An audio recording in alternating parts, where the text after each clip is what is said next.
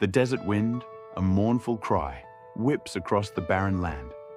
Suddenly, a blinding light fractures the oppressive darkness, revealing figures etched in time.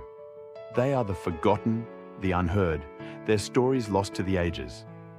But now, from the very dust, their whispers rise, weaving a tapestry of ancient faith.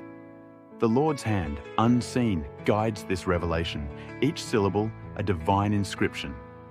This is not mere history. It is a sacred script, a testament to His enduring power, even in the deepest silence. The shadows lengthen, but the light of truth, once ignited, cannot be extinguished. Their faith, a silent roar, echoes through eternity. Based on Job 12:10.